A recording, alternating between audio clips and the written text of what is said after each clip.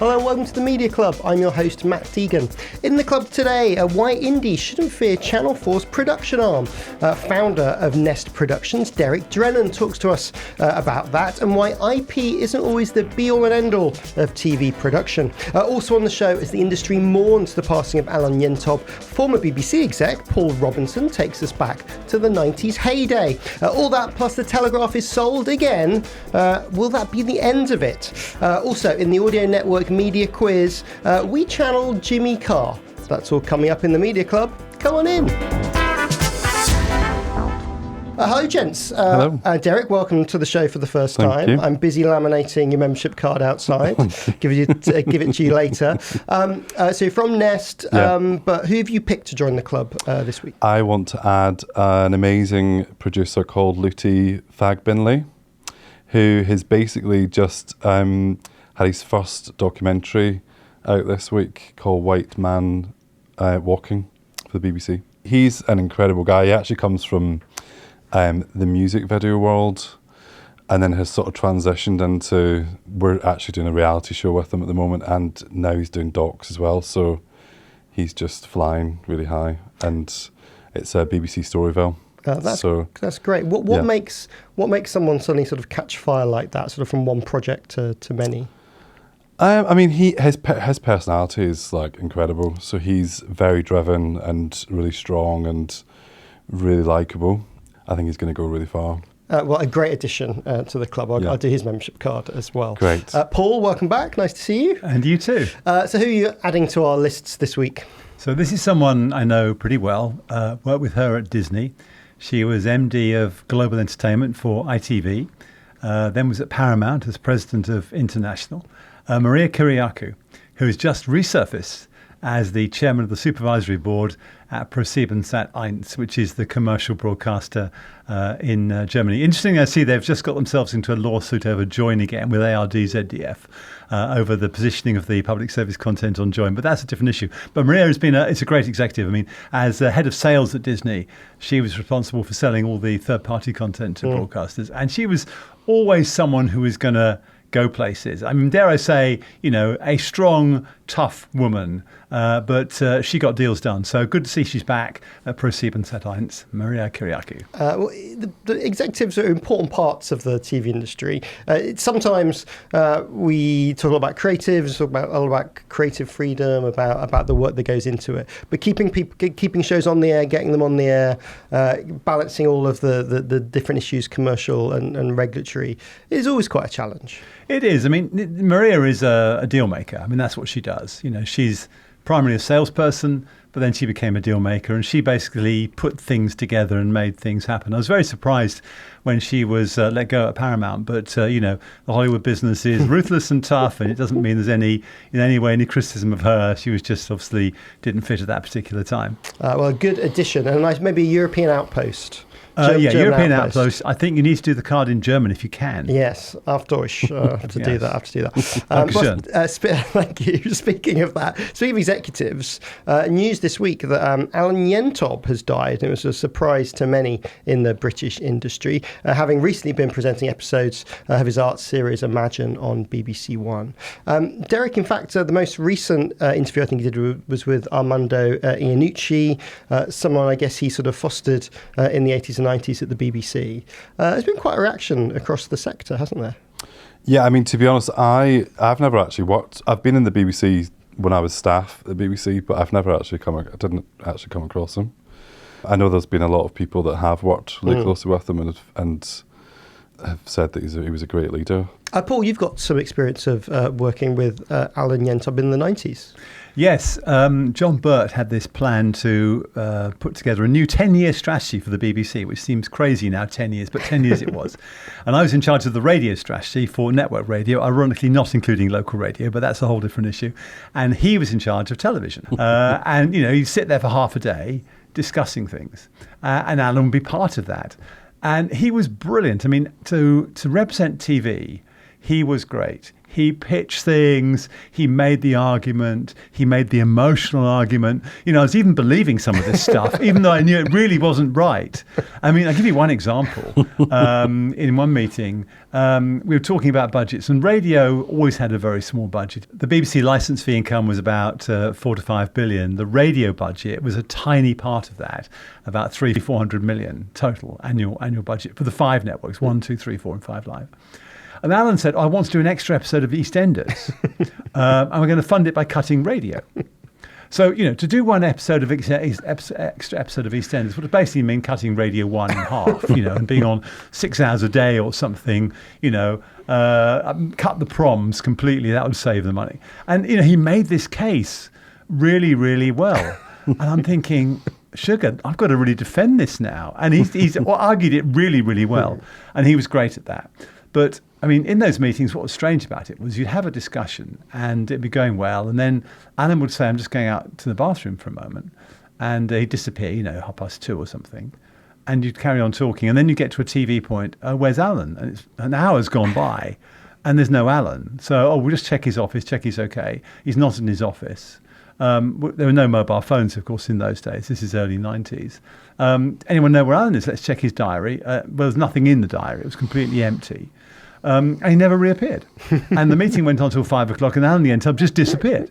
You know, and that was it. He obviously got bored. He'd had enough, and he just walked out. Didn't tell anybody. He was off to the bathroom, and that was Alan gone. I don't know where he went. There's been a lot of discussion about sort of timekeeping, a lot of discussion about kind of name dropping. Oh, big on name dropping, yeah. I mean, he knew everybody. I mean, but he did know a lot of people. And he was, I never had dinner with him, but I had lots of sort of sandwich lunches with him. He was he'd be a great dinner guest. If you want a dinner party guest who can tell amazing stories about big names, you know, from David Bowie to whoever, he would be able to do it and tell it brilliantly. But he was chaotic. He wouldn't read notes of meetings. You know, he'd agree certain action points. You'd come back the next meeting, and he hadn't got his notes with him because obviously you had to have paper in those days. There were no tablets, or he'd forgotten, or he claimed he had to go through it all again.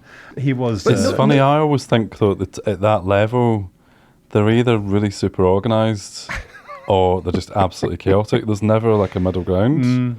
I think you're right. You're right. Because like you could look at that and go, that would make you unsuitable for high office, but clearly did very well for a long time around BBC Two, BBC One.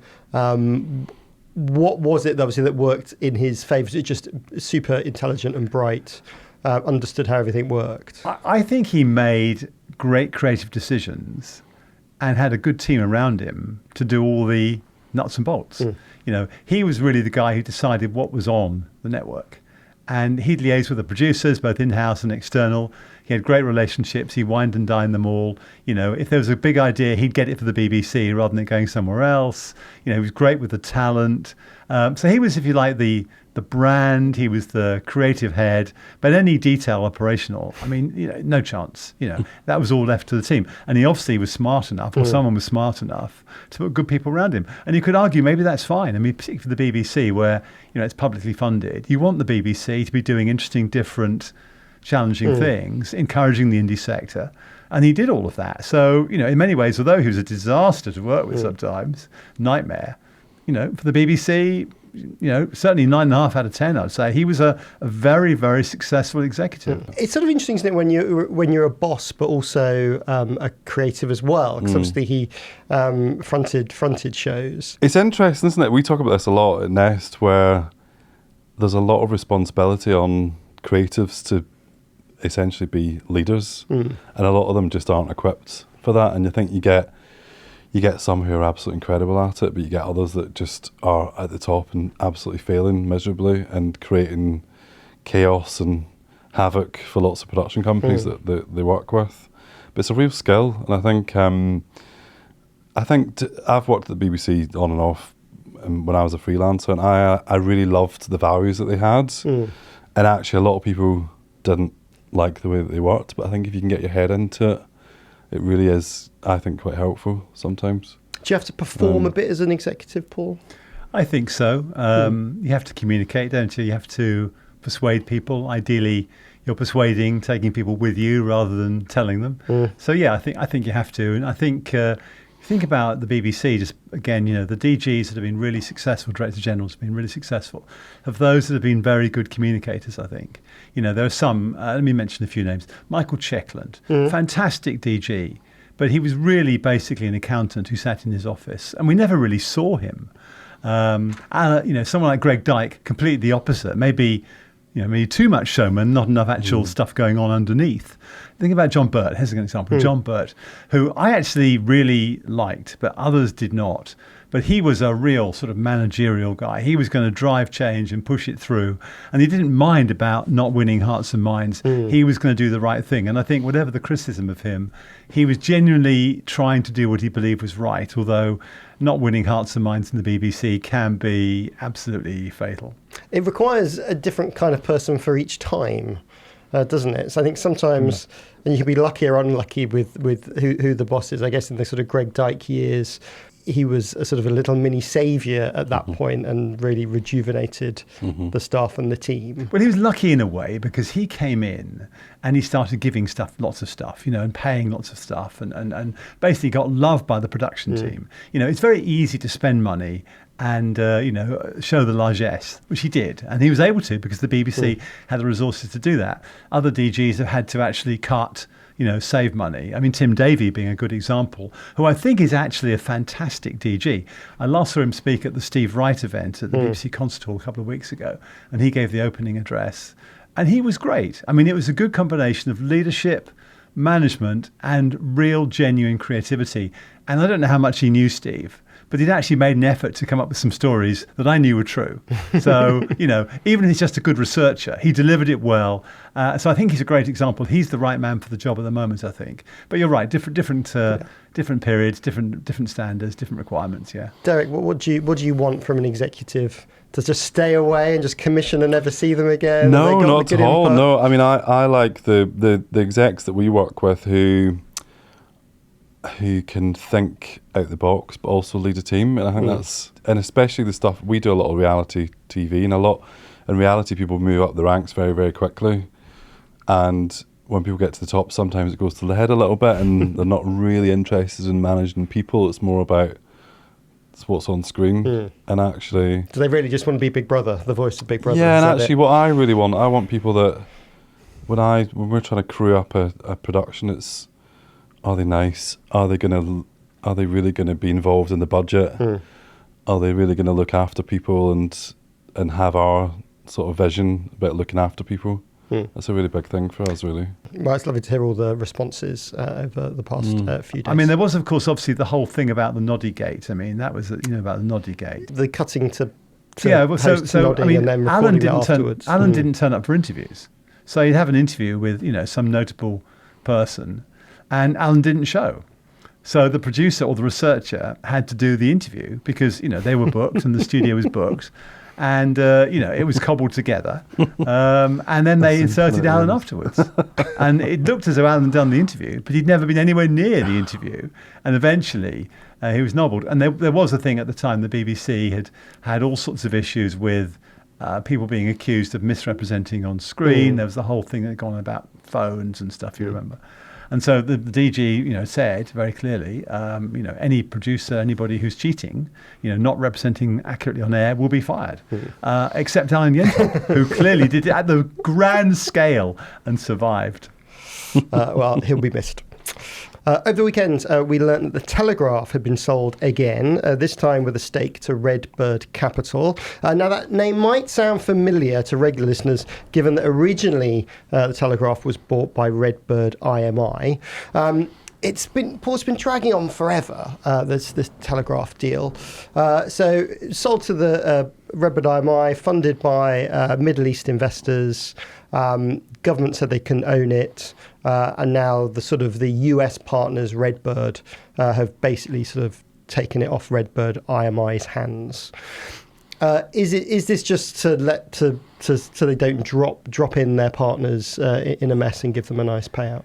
Yeah, I mean, clearly there is legislation prohibiting certain ownership by US companies, and obviously Redbird is a US investment firm. So they had to find a way around it. I think what's interesting is they've obviously been very persistent here. And Redbird, of course, are highly active in the sector. Most recently, they've been the key players behind the Paramount Skydance takeover. They funded Skydance, and that was an extraordinary, if you like, reverse takeover. I think what's interesting is what is their strategy now? I mean, they're talking about adding new verticals, new ways of making money, and they will be out to make money. There's no doubt about that. The Telegraph's got a very affluent readership. It's got a fairly decent digital base. The question is really, can they grow it, and how can they grow the revenue? And then, of course, the long-term thing is, how long are they in it for? Because at some point they're going to want an exit. So I think the answer to your question is, it's over for now. But 2-3 years hence, I wouldn't be surprised if ownership changes again. Derek, £500 million for the Telegraph. Would you choose to? It's so fascinating, isn't it? Spend that on. I mean, it's ridiculous. But do you know what I find really interesting about this whole thing? I noticed, I think it was about 3 months ago, the Sun have set up Sun Originals. What they've done is they've started doing originals, obviously from original news content, and then they've made a documentary about, I think it was Madeline McCann, and they've now sold that to Channel 4 as a doc.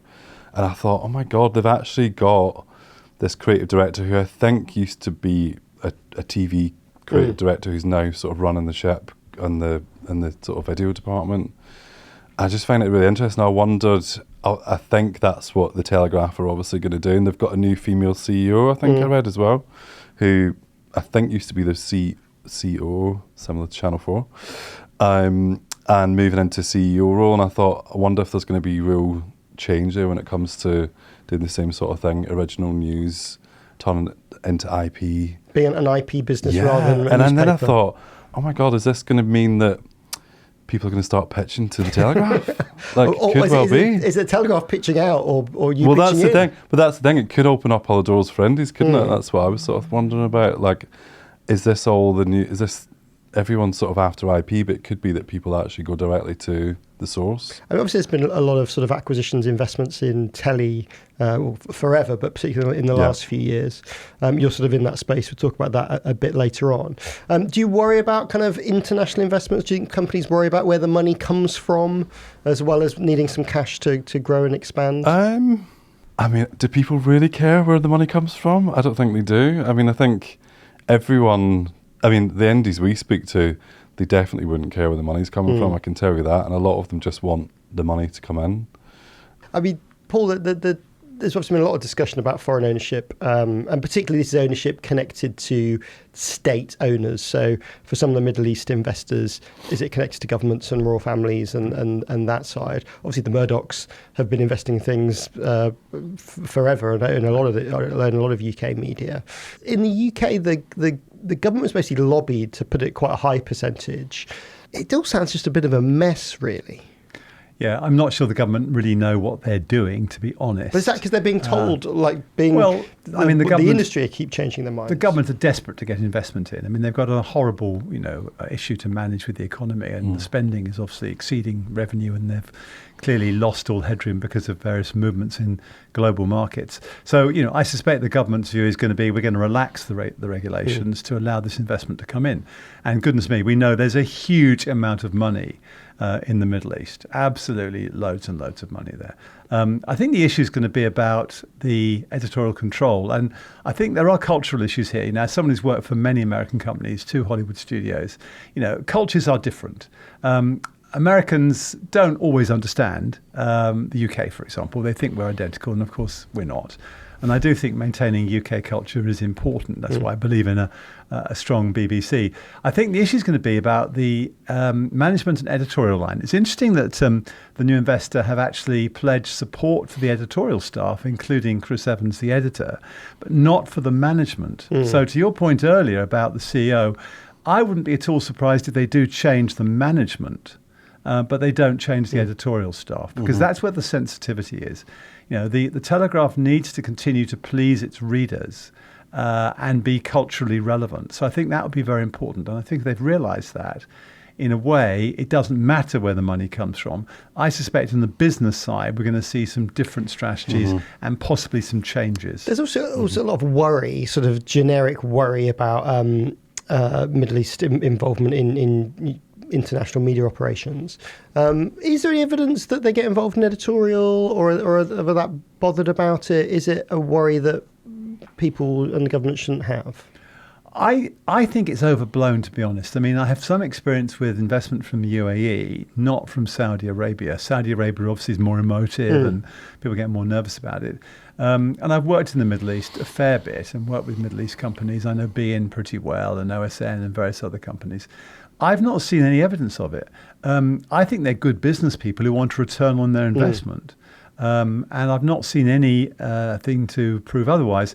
They're smart enough to realise that they have to actually be relevant and deliver a service to customers want. In this case, the readers, subscribers to the Daily Telegraph. And if they don't get that, their business is screwed. So, in that sense, they see the interest in actually being aligned with the editorial that's currently there. Derek, it's amazing sort of culturally, people always want a share of entertainment companies, even when they're perhaps not always the best investments. Is it because it's shiny? Is it because it's showbiz? I think it is, yeah. I think it's a big part of that. Yeah, massively.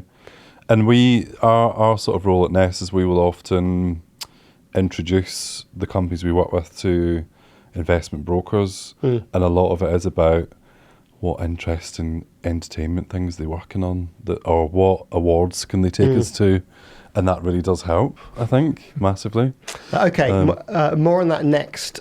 Plus, let's talk about Indies and Channel 4. We'll see you in a sec.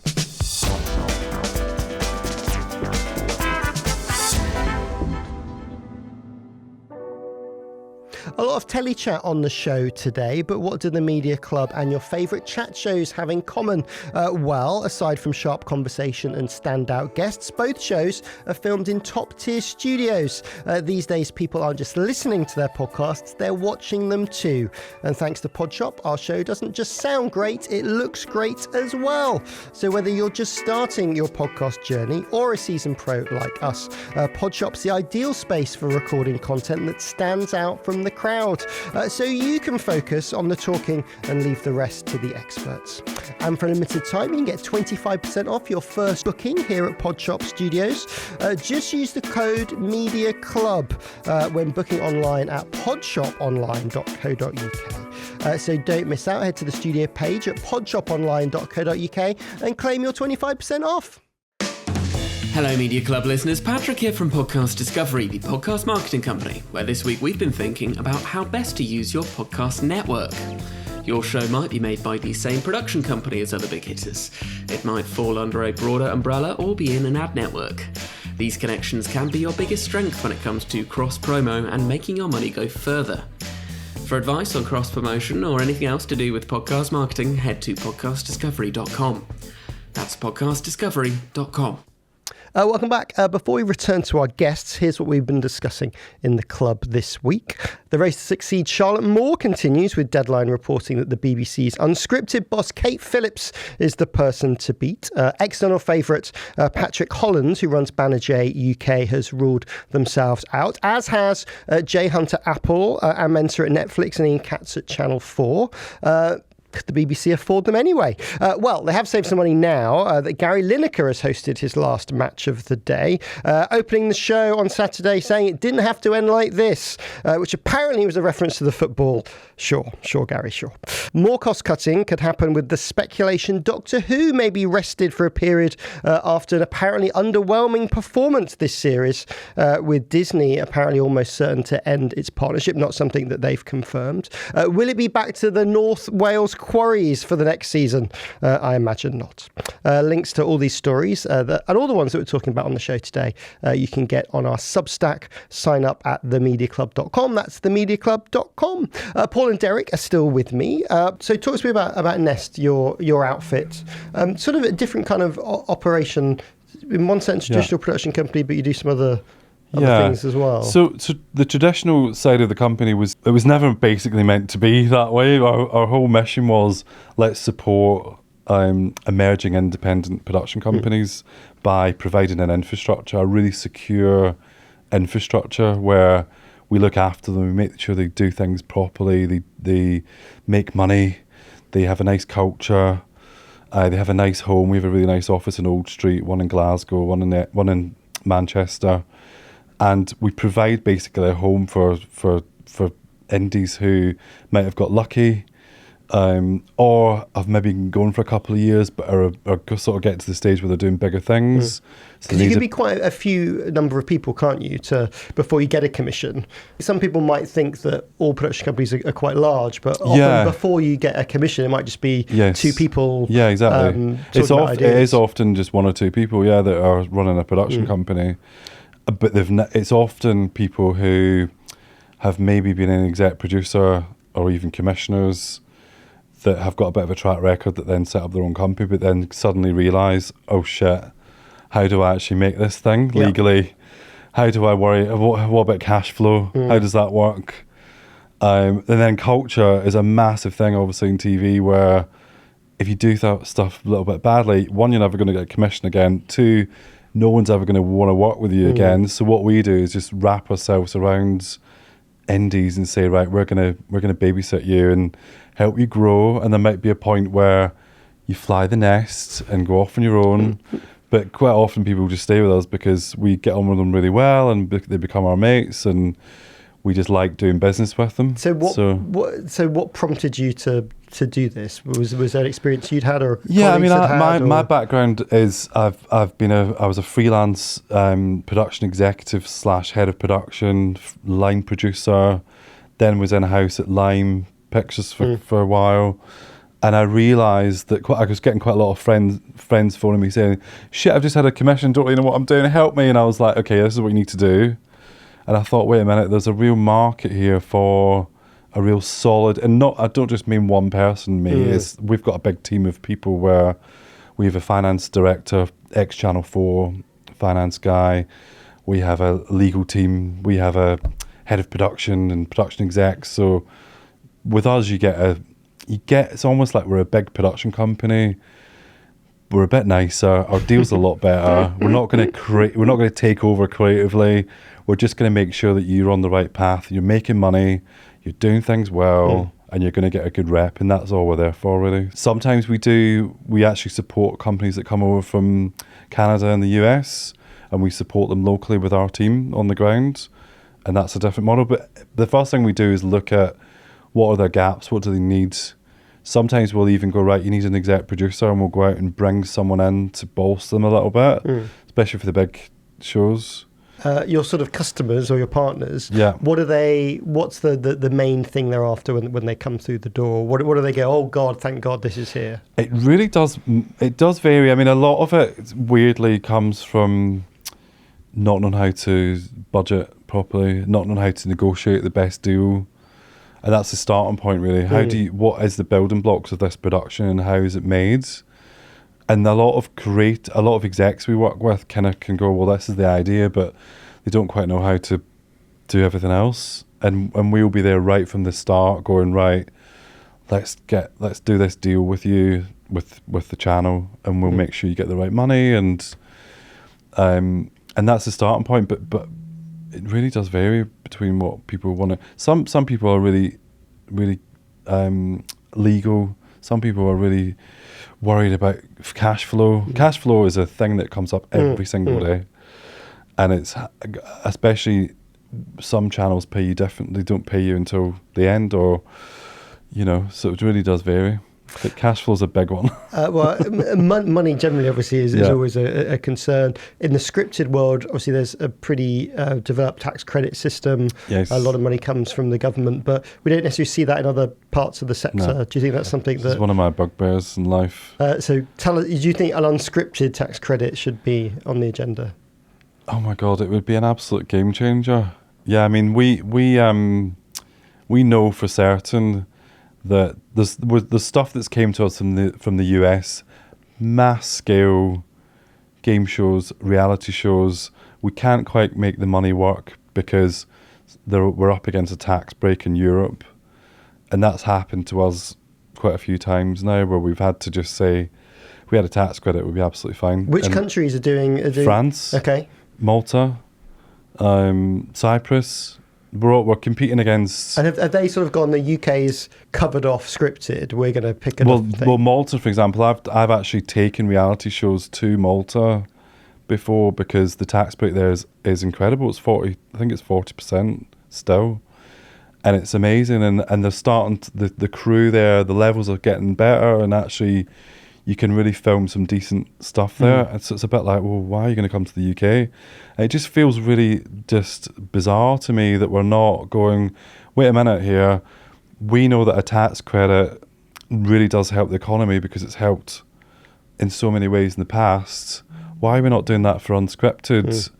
Reality entertainment projects? It just blows my mind. I spoke to loads of people about it, and I know for a fact that big streamers will commission more if we can get a tax break in the UK for unscripted entertainment. What do you think is the next step to try and push the government over the edge? I think there is stuff going on in the background. I've done some bits and bobs over the time and kind of not really got very far with it. If I'm honest. I've not had the backing of certain industry bods for various reasons. I'm not sure why, but I think we need government. We need the big. We need. I mean, Patrick Holland from Banijay is massive behind this, and he's sort of spearheading it a little bit, and hopefully that'll help. I mean, it's weird because I come from. I'm sort of representing the smaller indie community or the emerging indie community where the voice is not heard as much. Whereas if you're a massive indie like Banijay, your voice is heard in Parliament. Yeah. I mean, Paul, creative exports, I mean, it's one of our biggest industries in the UK. Obviously, high-end telly's done quite well out of that. I know that Audio UK have been campaigning as well against for tax credits for podcasts and for radio too. Obviously, the government's under pressure, but is this something that they should be jumping into more? Well, I think to what Derek was saying there, if you can encourage more independent production, you can encourage more UK voices, better ideas for domestic and international consumption, and it produces revenue for the exchequer, then I see no reason not to do it. I haven't seen the numbers, so I've not seen any evidence that it would indeed produce net income. But I do think that supporting an indigenous local production sector is critical. And if there's a major sector that's not being able to perform to its fullest because of a lack of tax credit compared to, say, scripted, it seems to me that's something to look at. So anything that supports, UK local production, I'd be in favour of, and particularly if it drives the exports and drives the creative economy, it seems to me it's a win-win. So a lot of news recently about Channel 4, where kind of post their annual report, starting to have to talk about getting into independent production that they're able to do for the first time. They've talked about maybe investing in indies. Derek, what do you and your colleagues think about Channel 4's gradual walk to making some of their own shows? I've got a really controversial opinion about it. I actually think it's a really good thing. I mean, one, it was only a matter of time, and everyone panicked when BBC said they were going to do it, and it worked out okay. Ultimately, like everyone's, hates to use this word, pivoting, and I think they need to think commercial and how they're going to bring in more money when ad revenue's down. And I think it's a really sensible thing to do. There's obviously a lot of panic about how that's going to affect other indies, or are they going to be able to get commissions easier because they're in the building? I think that all probably needs to be worked out. But I mean, hey, if there's more things happening in the industry, then one, it's going to help a lot of freelancers that are currently out of work. But I think it's a really good strategic decision. Paul, does it make Channel 4 stronger, the fact they can make shows and own more shows, or does it betray a bit of its heritage to allow independent production to prosper? No, I agree with Derek. I think it's a very good thing. I think it does a number of things. First of all, as Derek was saying, it will strengthen the P&L. We know that ITV Studios has been the part of ITV that's been performing best. And so Channel 4 clearly want a slice of that, totally understand it. It gives them rights to sell outside the UK, which hopefully is a source of revenue for them. Just last thing, just on what you're doing with some of your production companies, what do people think about with their businesses? Is it about just more commissions and being larger? Is it about IP? Is it international? Is it trying to sell themselves? What are people trying to do? It's funny, isn't it? Because I think the IP thing, I actually think less companies are bothered about. I think at the moment everyone's just trying to keep a roof over their head, and actually there's still a lot of money to be made in big juggernauts that aren't actually going to give you IP, but they're going to give you a return in production fee and margin within a budget. I mean, a lot of companies that we work with specifically are really struggling, and as I was saying before, some of them haven't had anything away for a couple of years, and they're having to do teaching jobs on the side or edit producing jobs to sort of keep money coming in. And so I think any money from TV is a bonus at the moment. I think that's people's priority. Yeah, no, absolutely. Yeah. And Paul, you've been pretty busy recently all around the world with Kartoon Channel, expanding distribution, but you're about to leave it in someone else's hands. How's it all been going? Yeah, so 3.5 years. We've got to... That's pretty good for you, Paul. That's good, it is. Yeah, yes. I always get itchy feet. 3.5 years. So 69 countries we've got the channel into from nothing 3 years ago, which I'm pleased with. Lots of different languages. Some big platforms like Samsung and Hisense and LG and others.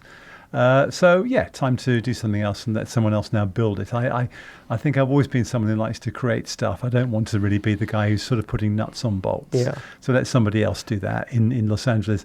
So yeah, so I'm having lots of lunches, lots of drinks, and meeting lots of people. I'd like to get back, I think, to a bit more creative stuff and a bit less business. To the point that Derek made earlier. I've always been fairly lucky. I can do both, I think, reasonably well. But we'll see. I mean, the phone's been ringing quite a lot, which is quite nice. So thank you. If you have called me, thank you very much. So exit interview style, what's maybe surprised you? What have you learnt in your tenure there? I think the company is quoted on the New York Stock Exchange, and there's all sorts of benefits there. But I think the problem with that is the focus is too much on serving the market. First of all, the amount of time it takes in terms of all of the filings, documents, PR, it's probably 2 people in total, full-time jobs, just managing the listing. And then unfortunately, everything is about, is it going to move the stock? And I don't That's have any... hard for development business.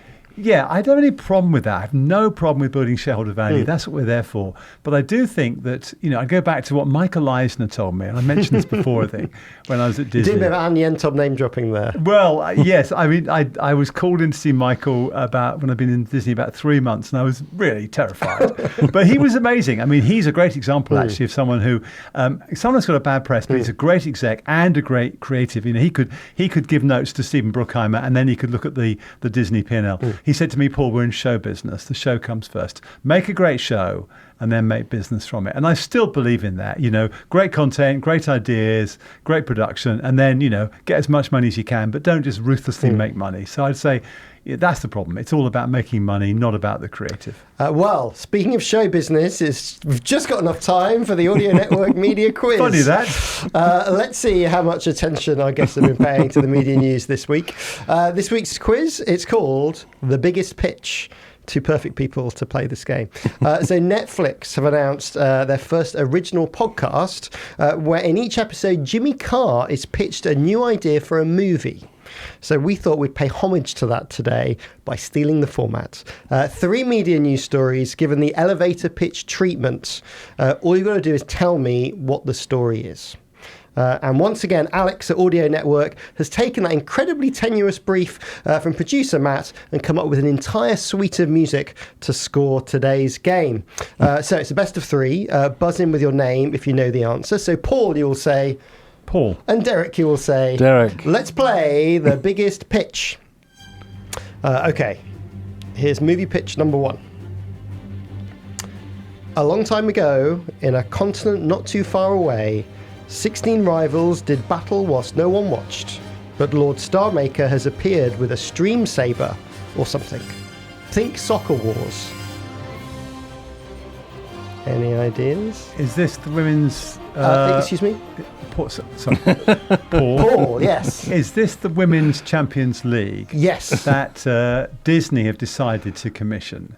And it's interesting because does Disney want to get into a sports rights business. I mean, all the rights holders must be rubbing their hands with glee for another streamer. Oh my goodness, it's brilliant news. I mean, Christmas has come early. Obviously, a bit of sort of Star India cricket stuff in the past. Do you think, we've talked a lot about live sport being a real driver for linear television. Do you think it's something streamers should get into? Well, you mentioned cricket there. The IPL in India was the key driver of Star. No question about that. And when Jio got those rights, it caused a huge problem. Sport is probably the last frontier. It's odd, isn't it? Because sport and movies have always been the drivers. When Sky started in the UK, it was sport and movies. And live sport is great because everybody wants to watch it at that particular time. So, it pulls in a massive audience, unlike almost anything else you can mention. Amazon have dallied with it. Netflix are thinking about it. I suspect that sport is going to be part of the streaming platforms. Disney's got to get more ARPU, more revenue per user. They've got decent distribution. Netflix is obviously the overall winner, but Netflix is making, twice as much per customer as Disney. So Disney's got to change that, and sport could well be it. I mean, Disney has track record here with ABC, of course, so they have a bit of an understanding of how how sport works. Okay, media movie pitch number 2. It's the Wild West, but in South London. The old sheriff is dead. Can anyone hold Governor Bromley to account?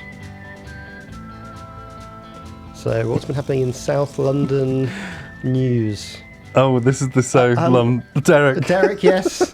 Follow the format points. Yes, this Derek. is the South London press closing down after 118 years? 160 years. 160 years, yes. The South London press is closed. Press Gazette believes that only NewsQuest's News Shopper covers the area now.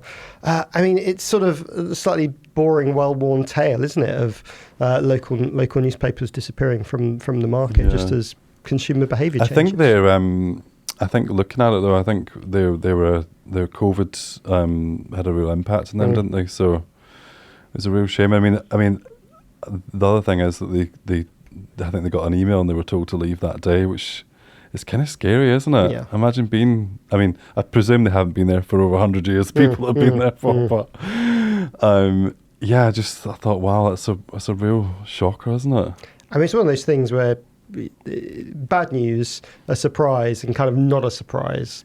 Well, the sports editor said that, didn't he? He said, Richard Corley, I think his name is, he said, it's been great covering this region for sport. He said, but we all knew this day would come. Yeah. Okay, question number 3. It's the ultimate odd couple. One ex-footballer, one movie star. Both relentless salespeople. They sit down to watch the Champions League final and cross-promote their various brand extensions until their heads explode, like in that other movie. Derek. This is David Beckham and Tom Cruise, isn't it? Yes. Getting together for Beckham's real lives or something? Yeah, this is Paramount announcing a live stream of David Beckham watching the Champions League final with Tom Cruise. Obviously, great cross-promo for their own Mission Impossible movie. Is it basically Gogglebox with like? I love the sound of this, though. I love the sound of this. I think it must be, and it's nice. He's obviously thought he's bringing his pal in, his old pal in. So, yeah, I would actually watch that. But bit of star power. Do you think it's a different way? Well, I was looking actually at some of the ESPN coverage where they've sort of put in like Disney characters or Nickelodeon characters and having separate streams of things. It's like a different way to cover sport. Yeah, I mean, you had another brand in there. It's another reason to watch, isn't it? I mean, I have to say it hasn't really worked because Final Reckoning was beaten by Lilo and Stitch. So, I mean... maybe they just need all the help they can get then. Maybe they should put Lilo and Stitch in there as well, and that would have made a difference. Well, I think that makes... does that make Derek our winner? Yes, Derek's the winner. Ironically. Congratulations. First time luck there, obviously, for the quiz. My thanks to Paul and to Derek, and also to Alex at Audio Network for this week's suite of music. They can also do this for your next project too. Just head to audionetwork.com and they'll give you some advice. So, Paul and Derek, where can people keep up with you and find out what you're up to? Derek? I'm very active on LinkedIn, so find me on there. We've also obviously got a website, but yeah, I'm always on LinkedIn. I'm a very frequent poster. Yes. And Paul, what's your social network of choice at the moment? I must look for your posts then, Derek. I've just gone beyond 20,000 on LinkedIn, so I was quite pleased with that. Oh, that's good. Followers. So yeah, job offers to LinkedIn, please. Excellent. Thank you both. And thank you to you as well for joining us. If you're watching on YouTube, hit that subscribe button. If you are listening to us, click follow on your app of choice. That way you'll get the next episode when it pops up next week. Also, go to our Substack, themediaclub.com. You can sign up for free and get an email from us every week. My name's Matt Deegan. The producer was Matt Hill. It was a Rethink audio production with video support from Podcast Discovery. I'll see you next week.